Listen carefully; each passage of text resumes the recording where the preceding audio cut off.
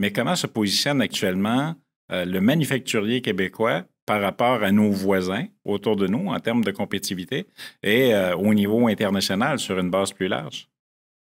Il y a, il y a des éléments qui sont pas contradictoires, mais difficiles à positionner dans certaines choses parce qu'il faut les tenir en considération. Le Canada a une entente, évidemment, avec les États-Unis puis le Mexique, d'exportation, d'importation, etc. Souvent, dans la manufacturier, on entend parler du Biden Inflation Act, qui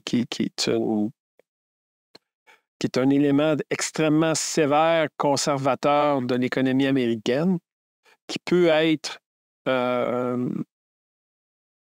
contrepassé par n'importe quel élément environnemental. Donc, ça peut faciliter là-dessus. Donc, il y a une entente Mexique-Canada, US de libre-échange. Il y a une entente avec l'Union européenne aussi. Le Canada a une entente avec l'Union européenne.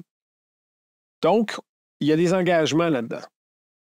Donc, il y a des transactions in, out, exportation, importation qui doivent être dans l'entente transigée. Puis, on a également, à l'intérieur des initiatives locales québécoises, c'est l'achat local. Donc, c'est de dire, écoutez, utilisez les ressources locales.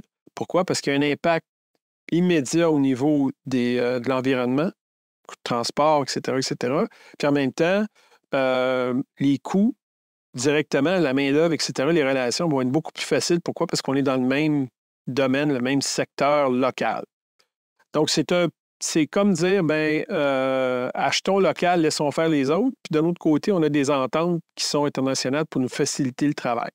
Fait que il faut balancer là-dedans. Puis ça devient vraiment une question sectorielle. De quel secteur manufacturier on est, où c'est qu'on va avoir un plus haut pourcentage d'importation, plus haut pourcentage d'exportation.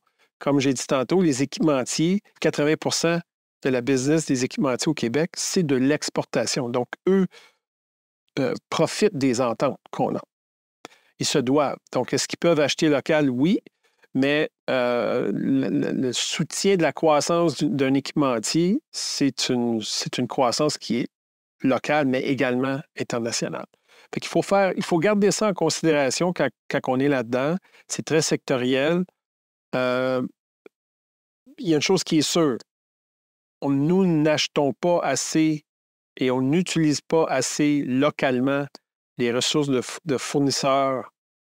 L'écosystème de manufacturier local est beaucoup plus large, beaucoup plus vaste qu'on le pense. Au lieu d'aller directement en Asie ou aller chercher d'autres fournisseurs, tout ça, j'ai plein d'anecdotes où est-ce qu'il y avait des manufacturiers, puis il y avait une autre entreprise de l'autre côté de la rue, puis c'est devenu un fournisseur potentiel, puis ils ne se connaissaient même pas.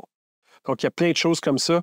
Investissement Québec a des programmes maintenant sur l'achat local et c'est génial. Ça permet justement au moins de prendre le premier regard, c'est de regarder qu'est-ce que j'ai disponible localement, puis après ça, faire ses plans par rapport à sa croissance de business.